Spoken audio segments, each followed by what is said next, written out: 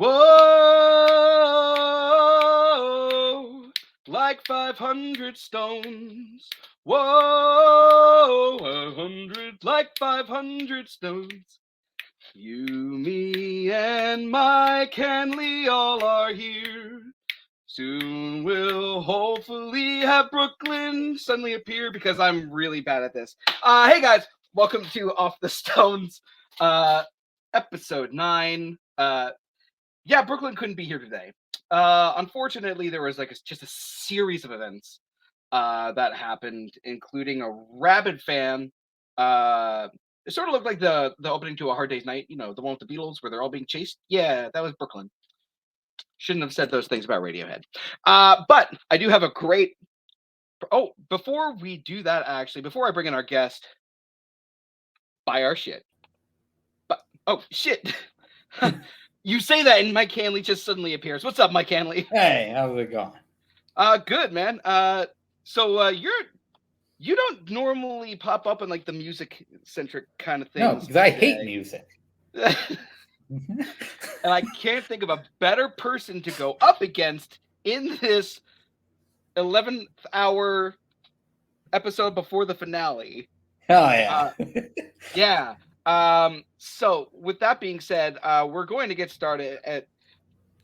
No, you don't, Mr. Producer, man. You don't get to make fun of Brooklyn today. You barely make fun of him anyway. You're always aiming at me. Yeah, that's what I fucking thought. All right. So since it's going to be just Mike and I, Mr. Producer, man, can you please take that down? Thank you. Since it's just going to be Mike and I, this is going to be Off the Stones, episode 9, Who Do You List, featuring Mike Hanley, shooting the shit. Oh, yeah. All right, so with that, Mike, I say we get started. You ready for this? No. Great. All right, starting with number 184, Save the Last Dance for Me by the Drifters. I will start us off by saying that the Drifters have popped up a lot. They've popped up a lot for this show. And I still stand by that Under the Boardwalk is their best song. But I think that this is really good. I like the instrumentation. It's got almost this... I can't think of it. I want to say it's flamenco kind of style. With like the plucky acoustic guitars and all that. And they sound great. The harmonies are fantastic. The lyrics are good, but there's some areas that I think could have been tweaked a little bit to make it sound less jealous. But otherwise, a really good song. Mike, I can't wait to hear what your thoughts are. So for music in general, I'm all about the beat, and if it's not about the beat, I gotta have something to latch onto for the lyrics. And this song just doesn't give me either one. I don't really care for the beat of it. It's kind of just too slow for me. And the lyrics, there's just nothing in there that I just go, hey, this is a great fucking song. All right, fair enough. Oh, before we continue on, Mike told me ahead of time that there's a song on this list that is the reason that he wanted to hop on. I have my guess written on here, as well as like a secondary guess, but the main one's going to be up here. We'll see if I'm right later on. And throughout, I'm going to guess particular songs if they are a Mike song or not. Now that I know this information that he just gave us, I'm going to be able to predict these things. Watch me have a 1 in 5 record. All right. So with all that being said, let's move on to number 178. Don't Worry Baby by the Beach Boys. Mike, what are your thoughts on this one? Okay, so my mom is a huge Beatles and Beach Boys fan. Don't worry, we're going to be talking about them a lot. Yeah, when we would drive around, that's all we would listen to is Beatles or Beach Boys, Beatles or Beach Boys. There's a lot of Beach Boys songs that I really get into. I love, like, they have that specific sound and that beat that I really, pumps my gonads, but this song is not one of them, unfortunately. So we're going to disagree on this one, Mike. This is actually one of my favorite Beach Boys songs. Ooh, okay. I didn't even recognize which song this was until I started listening to it again for this episode. And immediately, once the chorus kicked in, I knew every note of the melody. I think it's just a really sweet song about going on a drive with a girl that you really love, but feeling insecure about being with someone as wonderful as they are and them comforting you. I think it's just like a really sweet, sincere song. The vocals on this are actually really nice. I think the falsettos work perfectly well. Yeah, this is one of my favorite Beach Boys songs personally. So What the hell is a falsetto? it's when you, instead of singing with your chest, you sing with your head. So instead of being down here, you're being up Oh, okay. here. Yeah, that's a falsetto. Probably good information to have for coming on. Music lessons with Andrew Barr, someone who didn't necessarily train in music. All right, moving on to number 177, I Fought the Law by the Bobby Fuller Four. And let me just say, this song fucking slaps. Rest in peace to Bobby Fuller. I'm not going to get too much into his death because I have thoughts. All I'm going to say. But this song just goes so hard, especially for the time period. Like, this song was edgy. Like, you literally have the line, robbing people with a 6-gun. I fought the law, and the law won. Bobby Fuller also sounds fantastic on this song. Like, his vocals on this are strong, and they're forceful. And I think that's exactly the kind of tone that this song calls for. The guitar in this freaking slaps. Like, it's that jangly, edgy kind of guitar, and the drums and bass just perfectly carry the groove along with the rest of this. I am going to guess that this is indeed a Mike Hanley song. What are your thoughts, Mike? 1000% yes. This song fucks. Yeah. This song is so. This is what I'm talking about with the beat. It just fucking hooks me, and I'm fucking in for the goddamn ride. I love it so much. The lyrics are fucking amazing, and yes, they are very edgy, especially for the time period. Yeah. So, with that being said, check this song out. I think I could be wrong. I think the Clash also do a version of this, and I'm just realizing something. I made a huge mistake.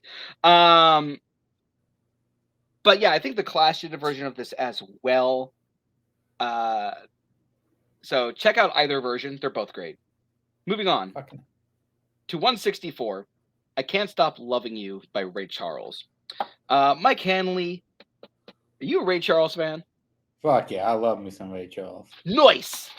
Like when the Ray biography came out, watched the shit out of that goddamn movie for a long time.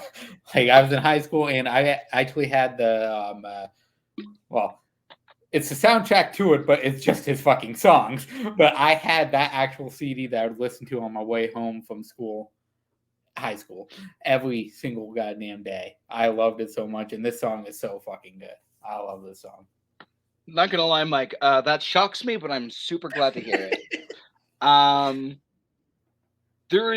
brought this up before, but there is a reason that when asked, Frank Sinatra said that the only genius working during his time was Ray Charles. He called him the only genius in music. And I think that's fair. Yeah. Because the construction of this song is just really great. This is when Ray Charles was slipping into his country western sound. One of the only people to be both inducted into the Rock and Roll Hall of Fame and the Country Music Hall of Fame, Ray Charles. Oh, shit. Hell yeah, right? That's a fact I bet you didn't know. Oh. But yeah, he just sounds great, and the backing vocals are... Shut up, Mr. Producer Man. The backing vocals on this are just gorgeous. Like, the way it's produced is just a fantastic sound. I don't think I would put it on my 500 personally. There are other Ray Charles songs I'd put before this. Yeah. But I get why it was on the list to begin with. So let's move on to someone who also had a movie around the same time, May have been. Was it the same exact year? 2004. Okay, so it was 2000. Okay, the other one was 2005. Folsom Prison I Blues by think Johnny Cash. I think I think Ray Ray was may have been 2000. 2004, but I Walk think the so. Line may have been 2005. Yeah. Either way, once again, another fantastic song. That groove, especially in the bass, I don't think the bass in this song gets enough credit. But the way that Johnny just kind of sounds, he has this great combination of weary and tired and sad, but there's a fury. There's a slight fury and anger behind his delivery in this song. And that opening line is one of my favorite opening lines of all time. I hear the train coming, it's coming around the bend, and I ain't seen the sunshine since I don't know when. Really sets up the world really well. Mike, what are your thoughts on this? So Johnny Cash is another one where a lot of his songs are just too depressing for me. Like, I just can't fucking do it on a lot of his. Like, I'm not gonna deny he's a fucking great artist, but I can't get into a lot of his songs. But this song I do really enjoy. Yeah, Again, it is fucking great for a reason. It is my favorite of his, actually. it might be mine as well. It might be my favorite Johnny Cash song as well. All right, so glad to hear that. Moving on then to number 160, Moment of Surrender by U2. Hey guys, do you realize that Rolling Stone magazine back in 2010 would do anything to make U2 happy? Including putting on a song from their most recent album at the time. Okay. This song is good. It's good. Like, it's a little too long. Let's get the positives out of the way first, though. The instrumentation is fantastic. It sounds great. It sounds epic. There's a great swell to it. Especially the drums and the bass, they really hold that groove like really nicely. And the production is wonderful. It's layered well. And like just the way that everything is, placed in the mix, perfect. Why does Bono sound like this? Bono sounds like he just gargled rocks before recording this. That's my Mike, Tuesdays. how often? I was about to ask how often you gargle rocks. Down in Gargle Rock. But yeah, this was clearly the voters of Rolling Stone magazine, most likely the voters that worked for Rolling Stone magazine, going, I don't want to be too inappropriate, but imagine a shake weight and going, we love you two so much. We love you guys. You're the best. We love you. So jacket to him. Yeah, yes, exactly. Yes. In a more tasteful way. Mike, would you agree with me? So yeah, U2, I really fucking enjoy U2. So my favorite being Beautiful Day, because that's it. Great song is amazing. And it's also from Bandits, which is also a fun fucking movie. But this is one of the few of them that I just don't get into. Yes, it is longer than it probably should be, and the lyrics just aren't there for me, and the beat just isn't there for me either. Like this, the tone of this just is not what I drive around to on a Sunday morning. Yeah, I'm glad you brought up the lyrics, because there's one line about punching in your numbers at an ATM, and I'm just kind of like, you're U2. Come on. But let's move on to number 159. We're gonna rock around the clock tonight by Bill Haley and his Comets. I am going to guess that this actually is a Mike Hanley song. Picture young Mike at like 4 years old, 5 years old, getting ready for school in the morning, waking up to hearing this song on my TV. because of Happy Days. Yeah, hell yeah! And I was fucking obsessed with the Happy Days when I was a Me little too! kid. I watched it every single morning before school. And yeah, this song wasn't always the theme song for it. They had another one for a little bit, but this one is the one that I remembered from it forever. And I love this song to death. I know it has amazing fucking beat. It just makes you want to fucking go out and fucking dance like you're in the 50s. It's good shit. Oh my god, Mike Hanley, you have no idea how happy it just made me bringing up Happy Days because I loved Happy Days. Oh, yeah. Arthur Fonzarelli, Oh, it yeah. was just mint. And Pat Morita coming in to take over Arnold. Hell yeah. So yeah, Bill Haley and his Comets. It's the only song that they're really known for. Yeah. Which is kind of a shame because they're a really talented band. The guitar solo in this goes harder than a lot of guitar solos do now. Yeah, the energy, it's just riotous, but it's also so much fun and it's inviting. It's simple. Yes, the whole like gimmick of the song is like simple and it's traditional, but you know what? Bill Haley and his Comets make it fucking work because they make it fucking rock. Highly recommend this one. My grandmother, I think, got to see them before they broke out. Oh shit.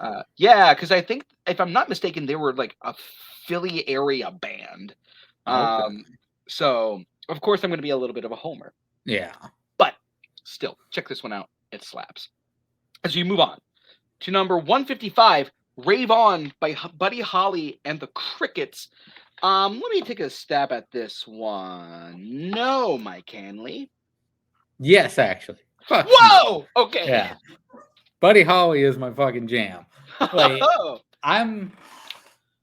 this is the thing. I got two sides of Mike. I got like the classic rock Mike that love me some guitar solo, especially like 80s style, and fucking that when that guitar solo goes in, oh shit. But then I like me those early Buddy Holly fucking like we just talked about Comets, those type of styles. I love like the bopping music, as you would. And Rave On is a good fucking bop song that I love. Makes me bop. Well, Mike Hanley. This is not one of my favorite Buddy Holly songs. You fucking failed. Actually, yeah. So I'm not saying it's bad. I'm not saying it's bad. Yes.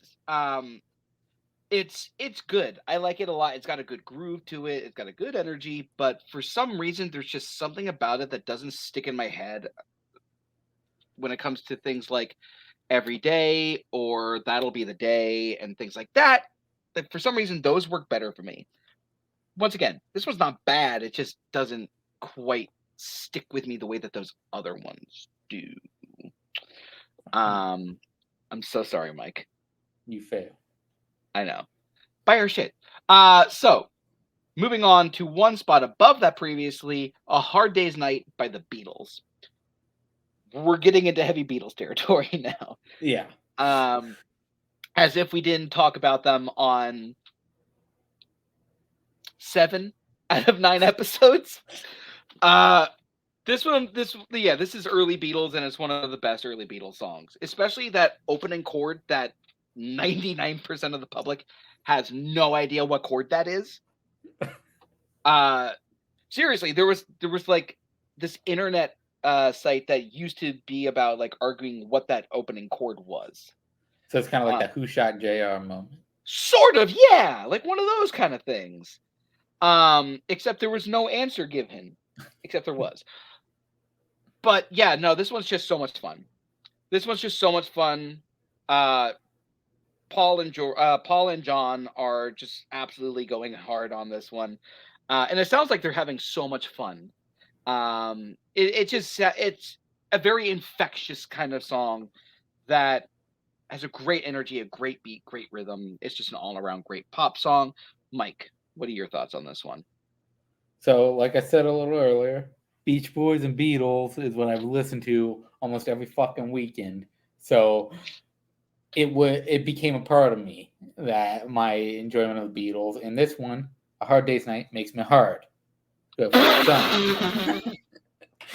I should have known what I was getting myself in for when Mike Hanley signed on. Yeah, I love everything about this, and I actually saw the movie for the first time. Ooh. What, like 4 months ago? I think it was 3 months, 4 months ago, and I really fucking enjoyed the movie. I hadn't, the only Beatles movie at that point that I had watched, like when I was a kid, was Yellow Submarine.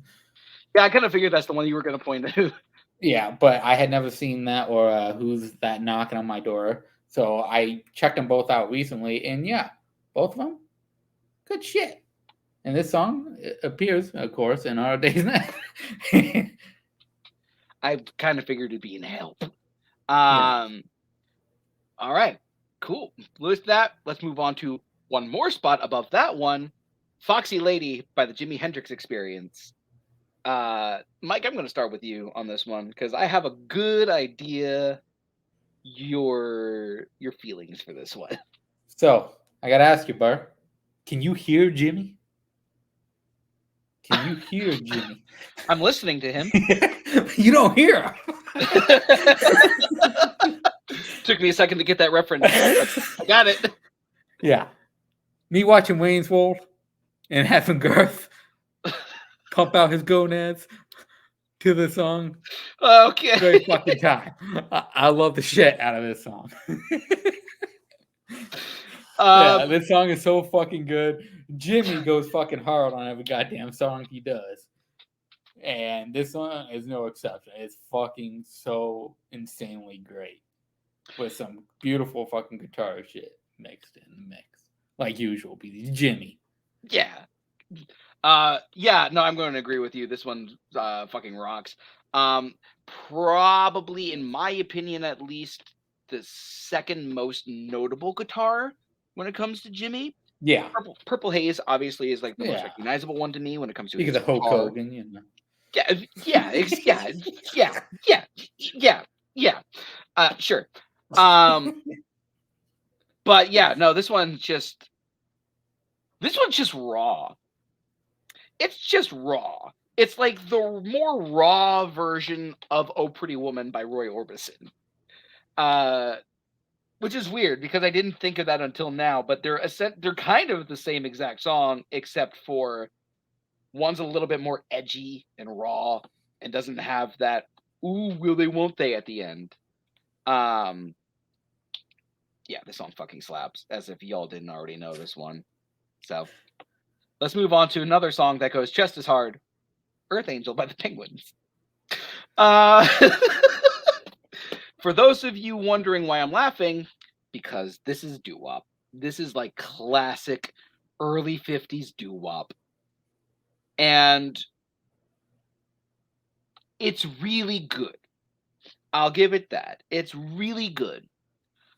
But when we compare it to the other songs in this kind of era that are on the official list with I Only Have Eyes for You or In the Still of the Night and things like that, it just doesn't kind of compare.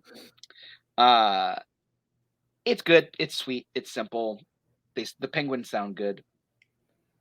It's just not one that I think stands out above the rest the way that some others do. But what about you, Mike Hanley? What do you think of this one?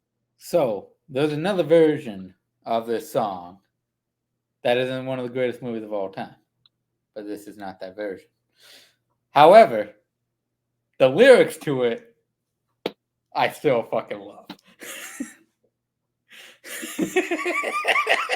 For those of you listening, I've made a big mistake. I still enjoy this version, but it doesn't, of course, it does not compare to Marvin Berry. Marvin Berry does it better. You know what, Mike Hanley? I'm not going to disagree with you there, though. I'm just really mad now. Because I fucking knew it, but I decided to go. Okay, we're going to move on. To number 50, Kathy's Clown by the Everly Brothers. And ladies and gentlemen, I think we finally made it. I think we finally made it to the last song by the Everly Brothers on this list. Because I don't think that there's anything in the last 24 songs. Yeah. And I'm going to do it. And once again, I'm going to defend the Everly Brothers by saying that the songs that I think most people recognize them for are not the songs that I would recommend if I'm introducing you to the Everly Brothers. This one is on the better half of the ones that we've talked about, because their harmonies were fucking fantastic. Their harmonies were great. But it's just, once again, it's not one I come back to. It's not one like Bird Dog or Crying in the Rain, or the one that we talked about last time, which I'm completely blanking on because I'm a dumbass. It's really good, would not make my list. But what about you, Mike Hanley? What are your thoughts on this one? See, you got clowned because this song is just truly forgettable. Like, this was my first time listening to it when I was studying for this episode, because of course I studied. This is how well I've been doing. And this one I totally forgot after I listened to it. So yeah, it is truly, and I do enjoy me some Everly Brothers. The brothers that are Everly. Right. This song just, doesn't hit that beat that I need to keep it memorable. By the way, the song I couldn't remember was Bye Bye Love. That's the other one that I would point to. Oh, Bye Bye Love is the best thing that the Everly Brothers ever made. But also, real quick, so you know the band Aha? Take On Me? Oh, yeah. They do a cover of one of the Everly Brothers songs, Crying in the Rain, and it's glorious. Give that a listen. I gotta check that out. All right, let's move on to 2 spots above this last time on the 2010s list. Me and Bobby McGee by Janice Joplin. Before I send this over to Mike, I want to say I apologize because in the episode with Cody Newberry, I say that this song doesn't appear on the list at all. You didn't do your own homework, goddamn. Nope, I didn't do my own homework. Mr. Producer Man, you can put it up if you want. If you're, yeah, there it is. All right, Mike, what are your thoughts on Me and Bobby McGee? Okay, so Janice Joplin is another one where I can take or leave a lot of her songs. And this is one of them. Me and Bobby McGee. I do not like being McGee'd. So it doesn't, it doesn't hit me. Mike Hanley, I can't tell if that was an innuendo or if it's referring to something else. It'll be in your mind forever now. Well, yeah, it doesn't pack the punch that some of our other songs do that I go back to. This is just one of the ones that I could leave it on the corner with hookers. Okay. I'm actually going to agree with you in the sense that when it comes to Janice Joplin, I'm not as big of a fan as other people tend to be. As proof as when we were talking about Piece of My Heart on the episode with Cody. This is one of the better ones that I like from her, though. It's a cover, and I think it's a very good cover. I don't know. It's hard for me to describe my thoughts on this one because I like it. I like it a lot, in fact. But if I was being honest with myself, I wouldn't necessarily call it one of the greatest songs of all time, at least not 148. If this was in like the 400 range, like 404 maybe, I'd be okay with that. But I'm surprised that Mike and I are on a very similar page with this one. Wow. Well. How the turns table. All right, let's move on to one I think that we're both going to agree on, though. I Want to Be Sedated by the Ramones. And this is not my favorite Ramones song. it's my second favorite Ramones song. This song fucking slaps. It's just this incredible energy that the Ramones give. And I think that this is one of their better melodies. Because a lot of their songs tend to start to sound the same. This one kind of sticks out when it comes to the differences from the rest of their songs. But yeah, this song is just it's weird because the song's called I Want to Be Sedated, but it's a shot of adrenaline right into your fucking eyeballs. So one of my favorites would probably make my 500 somewhere, but I want to see what Mike Hanley's thoughts are. See, this is what I've talked about with the beat. When the beat goes on, it fucking hits, and this one hits really fucking hard. Yeah. Yeah, I fucking love it. This is one of these are the types of songs that I can move and groove it to. Yeah, I fucking love it. The opening lyric is fucking amazing. And the instruments behind it, fuck. A great shit. Hell yeah. Good. Glad to hear that one. Because honestly, Mike, if you had said you didn't like this song, I think out of all of the ones on the list, this is the one I would have been the most surprised about, considering knowing you. You've probably seen Rock and Roll High School at least one time. I kind of figured as much. Yeah. All right. But with that, let's move on to something a little bit more tamer, a little bit more calmer, a little bit more NPR. Please, Please, Please by James Brown and his Famous Flames. Mike Hanley, I'm going to assume that this one is not a song for you. You'd be wrong, motherfucker. James Brown is my boy. I love James Brown. James Brown is fucking awesome. I love all of his shit, man. And this is one of them that, yeah, it is a slower song. So, yeah, you'd assume everything I've been talking about is just not for me. But no.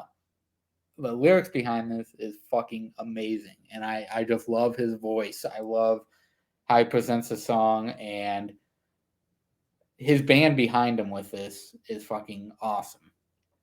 And yeah, does it help that Eddie Murphy consistently used to crack jokes about James Brown? Yes. That always helps. But this is a fucking great song. Very slow, but very fucking awesome. Let me just get something set up actually. I'm gonna take this one, Mr. Producer Man. It's too hot in the hot tub. But okay, so Mike Hanley, let me tell you something. Let me tell you about the reason why I think that you like this song. Because it's something that popped into my head as I was listening to it, because I had never heard this before, actually. Oh, shit. Yeah. And then I listened to it a couple times for the show, and I came to the conclusion, and I said to myself, why is James Brown trying to be Ray Charles here? It's a Ray Charles song. Yeah. But it just happens to be being sung by James Brown and played by his band. Yeah. And I don't know what it is, but that was just so off-putting to me. All I could think of was I could just be listening to Ray Charles in this moment. It's not bad. To me, it's fine. It's kind of there. So I can't say too much about this one. I'm glad that you like this one, Mike. Hats off to you. All the power. But let's move on. To number 140. I saw her standing there. Oh, but look, it's the Beatles again. I prefer A Hard Day's Night. I prefer A Hard Day's Night to this one. I think that this one's really good. I think that this one is probably in the upper echelon of pre-Revolver era Beatles. Because let's be honest, Revolver is when the Beatles started to change into the Beatles that we know. And so, like, this one's cute. That 17 line, kind of iffy, but I think knowing the time period and, like, laws in London and all that, I think that was fine. So it's good. It's good, like, start of the Beatles. Mike Hanley, what do you think of this one, though? This one, I will agree with you, is that Hard Day's Night is definitely should be higher than this, 100%. And this is one of the ones that I don't really care for the Beatles. It could be because she's just standing there, but still. The lyrics just don't grab me. They don't grab my gonads. And sometimes you need it to. Mr. Producer Man, can you do me a favor? Can you add one more question to the end of this show? I think you know exactly what I'm going to be asking you to write. All right, great. Thank you. All right, let's move on then to looky here, the Beatles again. While my guitar gently weeps. Mike, I'm going to have you start us off with this one because we went from like skiffle band era of the Beatles to like the White Album era. Yeah, this one I actually really enjoy. It's what's the word for it? It just has that something that hits me in a different way every time I listen to it. And the lyrics are just so fucking great in this. And of course, when you weeping, you want your guitar to weep with you. So it kind of helps as well. Yeah, for the most part, I'll agree with you. It does have that mystery essence that a lot of songs tend to try to achieve, but just don't.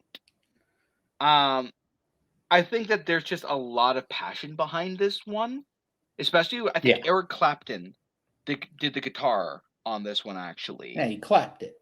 Yeah. Yeah, he clapped on. Yeah, the lyrics I'll agree with you, except for the one part of my floor, it needs sweeping. That one I'm just kind of like, okay, that line's there. Well, let me ask you, does your floor need sweep? You have no idea. I'm probably gonna do it tomorrow. It's pretty bad. But yeah, there's just like an essence, an aura, a mystery around this one. And I'm surprised it fell off the list because I think if you talk to most average Beatles fans, this probably comes up in at least like 7 out of 10 people's top 10 Beatles songs. Yeah. So a little surprised that this one fell off the list. But, you know, with that, let's move on to number 133. Who Do You Love by Bo Diddley. And let me start off by saying it's about fucking time. It's about fucking time a Bo Diddley song came up that I'm like, yes, this deserves a spot or at least deserves to be mentioned because this Bo Diddley song is easily the best one that we've talked about on this series. Yeah, you got Diddle. Yeah. Bo Diddle. Mike. You asked for this. I did ask for this. You're right. But yeah, the energy is there behind this one. The melody is incredibly catchy. That one line in the hook, that "Who do you love?" It's just there's so much fire packed behind that. This song is great. Easily a contender for my 500. Mike Hanley, I want to know your thoughts on this one, though. See, it has a lyric in the song about a human skull. So, of course, I fucking love it. It's fucking greatness right here. Of course, that's what people the song, it fucks. It fucks human skulls. It goes hard, and I fucking love it for that. It's that lyric of "Who do you love" is fucking amazing. Don't ask that because he will say yes. All right, okay, good. Glad to hear that you like that one. It's the best Bo Diddley song that we've talked about on the show. Let's move on to number 130. Born to Be Wild by Steppenwolf. Mike Hanley, this isn't a movie. It's in 2 movies. Easy Rider and Wild America with Jonathan Taylor Thomas. And Devin Sawa. I don't know the other brother in it. I can't think of his fucking name right now. But they go off to go videotape nature like they would as little small children. And this song, I have 10 cups in front of me that are all filled up. Because this song fucks like no other. This pumps me up Okay. so goddamn much every goddamn time I listen to it. This is a song that I already knew the goddamn song before when you put me on the list. I listened to the song 5 times because I filled the cup every time. It just hits and it keeps fucking hitting. The guitar is fucking amazing. Everything about it is fucking amazing. The way he sings it is fucking amazing. You've been wolfed. Okay. So yeah, this song rips. It goes hard. It goes so hard. This is one of those songs that is just kind of becomes synonymous with a feeling, with an atmosphere, with a desire. And I think that it does such a fantastic job of capturing that need for freedom. The need for speed. The need for speed. Wrong movie, but still. Yeah, no. And this song is actually, according to some historians, this is the song that introduced the term heavy metal. Because of that one lyric of Heavy Metal Thunder. Yeah. This is apparently the song that launched that term into the vocabulary of many Americans. Man, that some of that imagery though in those lyrics are just like so great. Like Heavy Metal Thunder. I think it's like racing through the wind and the feeling that I'm under. Just such a great song. How this fell off the updated list, I will never fucking understand, because this song deserves its spot. Honestly, this probably would have been a real good spot for it on this updated list. 130 is probably at the right spot. Not gonna lie. But Mike Hanley, I want to know, would you consider this rock and roll music by Chuck Berry? Yeah, transitions. Got him. All right. Yeah, tell us more about this one, Mike, because You know how I feel about the Berries. You know, Marvin and Chuck. And Chuck Berry, learning from the master himself, Marty McFly, knows what's up. And rock and roll music is fucking great. I love me some Chuck Berry. Chuck Berry is fucking awesome. He's got that beat down, and that beat is fucking awesome. He knows how to bebop. Just like the Ninja Turtles. I'm with Mitch Producer Man now. I want Mike on every episode. If I've said it once before, I will say it again. This sure is a Chuck Berry song. Yeah, it kind of falls into that era of Chuck Berry where it sounds like a lot of other Chuck Berry songs to me, like Sweet Little. It sounds a little bit like Sweet Little 16. Let's be honest. It's got a very similar structure, kind of similar chord progressions, just a little bit slightly. Does that mean that it's not good? No, because this song does kind of slap. Yeah, the energy behind this is just like incredible. Chuck Berry just had like one of those voices that you could probably give him a line from, I don't know, the Catcher in the Rye, and have him sing it, and it would sound great. So not much to say. It's a Chuck Berry song, but just because it's a Chuck Berry song doesn't mean it's bad. It means quite the opposite, generally speaking. But let's move on to number 127 on the previous list. Shake, Rattle, and Roll by Big Joe Turner. And I'm going to be honest with you, this is another one that I'm a little surprised fell off the updated list. Because I think that this one has kind of embedded itself into the American music sound, like the culture, the lexicon. Yeah. It's a song that I feel the reverberations of it into modern day music. And it's one of those songs that anytime that you're in like a movie that takes place in like the 40s or something like that, it will tend to pop up because everyone knows shake, rattle, and roll. Jake, yeah, like everyone knows that. So I'm a little surprised it fell off the list. It wouldn't be this high for me, but it is great. Joe Turner sounds fantastic. His backing band is just they're on par with the Fabulous Flames, with James Brown's band. Yeah.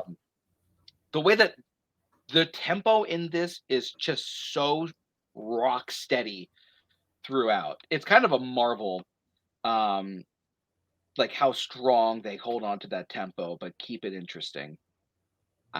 Not much that I can really say about this one. I think it's a song that a lot of people know, even if you're not really like a big music person. It permeated pop culture, and I think it deserves its place on the list again. But Mike Hanley, am I crazy for saying that? This song makes you shake. It makes you rattle. And it fucking makes you goddamn roll. Yeah! This song is fucking awesome. And I do agree, they are definitely up there with James and his band. It's like, just the band, the different band, they have that same, like, fire to them that you love to see. And this song, he goes big with this, which is fucking awesome. I get it, because it's with Joe Turner. Okay. Boom! All right. Let's move on then to number 124. Oh, hey, look, we were just talking about him. It's James Brown again, with It's a Man's World. Mike Hanley, what are your thoughts on this one? Yeah, again, I love me some James Brown, and there's no exception. It's fucking great. And I love the slow tempo of it. I think it fucking works for this song. And I love the messages behind his songs. He has the certain way he sings these, especially these ones where it has a powerful message behind it. It's so fucking fantastic. And his voice just accentuates everything. It's the first time I've ever used that on call, I think. Still. Good fucking word for this song. It's a great fucking time. I love this song. Love me some Brown. With James attached. There's so many ways that I can take what you literally just said. And I don't think I want to go anywhere near them. Yeah, so this is a song that I know more for all of the multiple covers of this song. Okay. Especially of the covers done by women. And I think it kind of works better sung by a woman. I don't know what it is. I think it's just James something. Hater. James is my middle name, Mike Hanley. But I think that there's just something about a woman singing these lyrics that just make the lyrics work better. Not to say that James Brown is not doing a phenomenal job on this song. He is. This is one of James Brown's best songs, in my opinion. Because you're right, the way that the band is in this, they're so tight, but there's just an ease to it that just sounds great. I just like the song better from other people. Listen, Jason Isbell and his band recently just did like a bunch of covers, and they had a guest to do this song with them. Listen to that version. That version's incredible. But let's move on before I make Mike Hanley even sadder. To 117, Take Me to the River by Al Green. Let me just make a guess real quick. Cool. So this is very good. It's very good. It's A tier Al Green. Al Green sounds fantastic on it. The groove is fantastic. It's super tight. It's very enjoyable. The reason I don't put it into S tier Al Green is because the Talking Heads did it better. The Talking Heads cover of this song should be the version that's on this list. Not gonna lie, it really should be. because they took this song and they did something with it that Al Green, like, that was missing from this song. And I can't quite place what it is, but I think their version works better, even though this version works very, very well. Mike Hanley, have you heard the Talking Heads version of this, and what would you say? I've heard the Talking Heads version of this. Now, the Al Green version wants me to go down to the river and shoot me in the fucking face. This song is just, no. Like, Damn. there's only one Al, and his name is weird. Brooklyn is screaming off in the corner for somewhere, and he has no idea why. Now that you just Al said Green that. has never been my jam. Wow, not even like something like Let's Stay Together. Not really. Wow. He's Okay. been Green, and just can't take that shit. Talking Heads version, I love. Mint Great money. shit. Yeah, good shit right there. Yeah, listen to Talking Heads cover of this song. It's great. All right, let's move on to number 116, Honky Tonk Woman by the Rolling Stones. Mike, I'm very curious because with you, we've talked about the Beatles and we've talked about the Beach Boys, who, according to Mike Love, the Rolling Stones were too chicken shit to ever go anywhere near them. What are your thoughts on the Rolling Stones as a whole, and what are your thoughts on this song? My one true love is classic rock, and then Rolling Stones are fucking up there. Okay, cool. Mick Jagger is a shit. Okay, the man chased down Emilio Estevez. For Christ's sakes. All right. And Free Jack? Did you Goddamn make a right. Free Jack reference? Fucking Free Jack, baby. Oh my god! Like maybe one person in our audience is going to get that. Mick Jagger's a fucking shit, man. I love me some fucking Rolling Stones, Just don't give him a Mars bar. Robert De Niro said it best in The Fan, okay? But Mick Jagger's fucking shit for a reason, man. He's fucking awesome, and this song is no exception. Like, everyone's heard of the Honky Tonk Man. He gets guitars hit over his head sometimes. But the Honky Tonk Woman, that's a wrestling reference. Fuck you, Nico. I know wrestling too, bitch.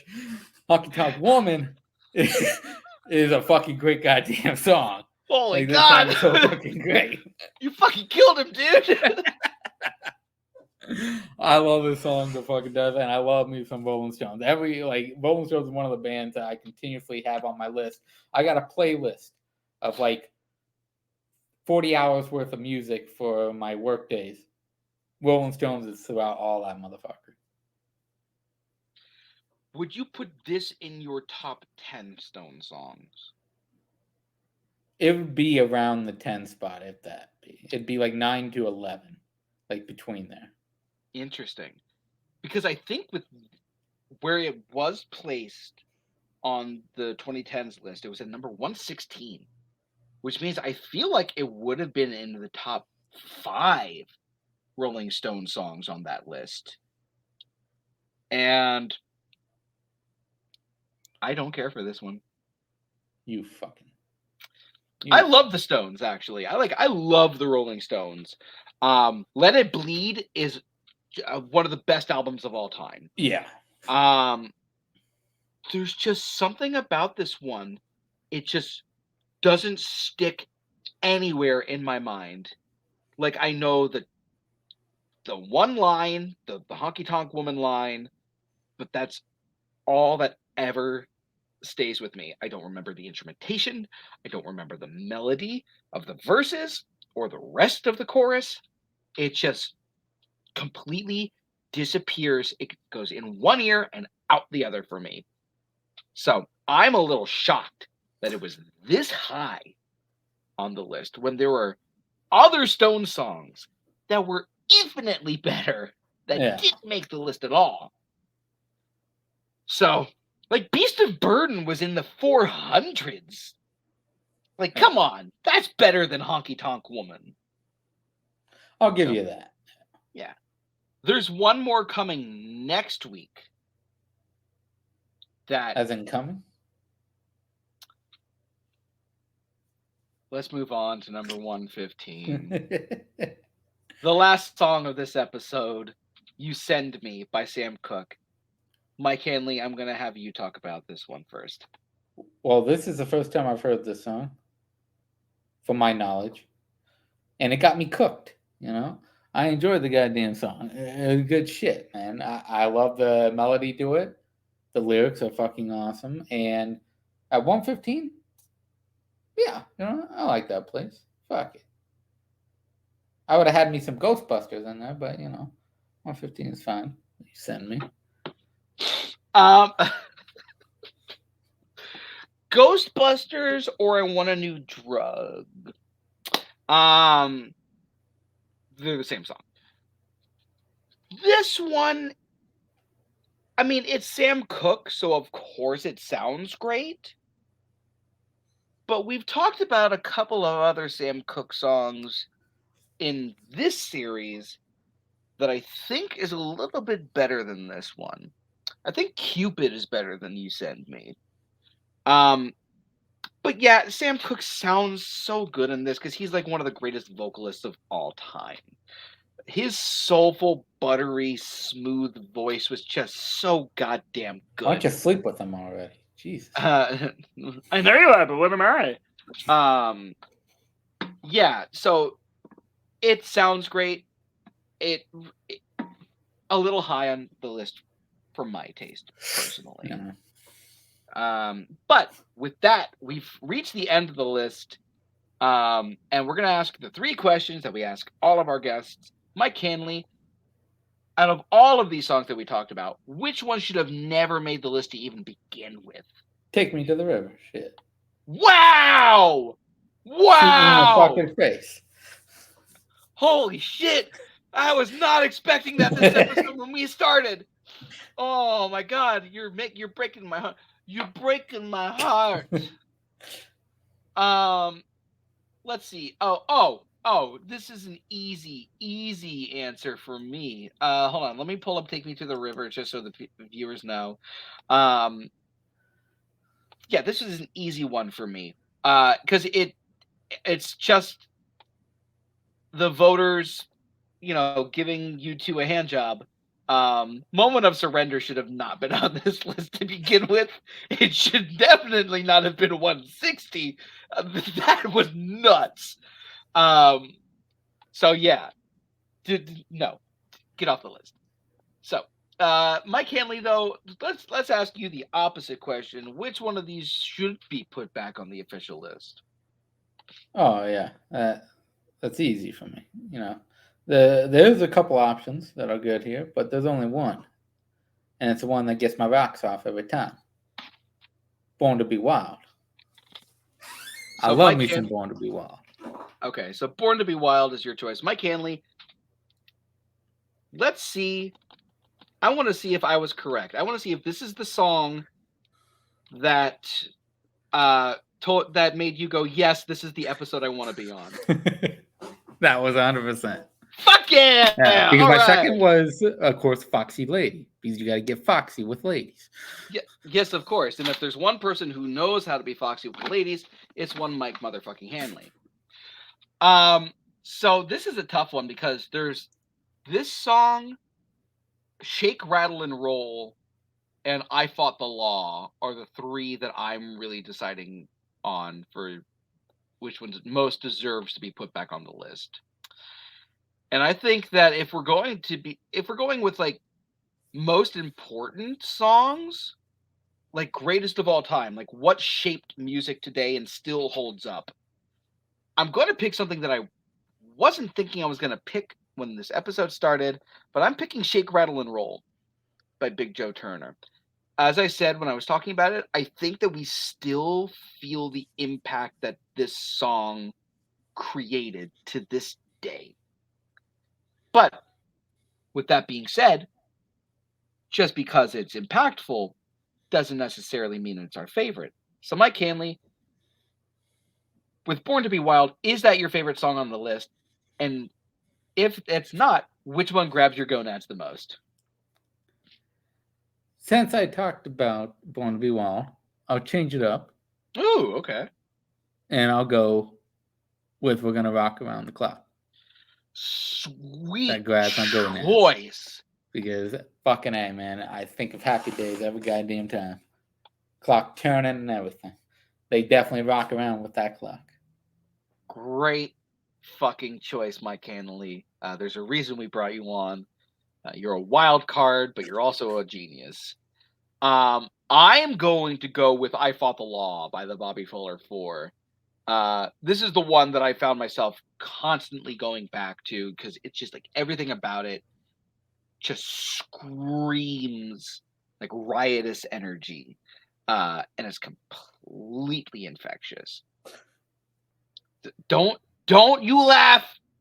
This ain't reality TV, Mike Hanley. But with that being said, Mike Hanley, thank you so much for hopping on. This I know it's not a topic that you normally go for, but I still think that you did a great job explaining your thoughts on all of these. We'd love to have you back sometime. Any final thoughts? Fuck it. Great. Love it. Mike Hanley, thank you so much for coming on. So for everyone here at Like 500 Stones, for Brooklyn Vale, for Mike Hanley, and for myself, Andrew James Barr, keep on rocking and drive safe.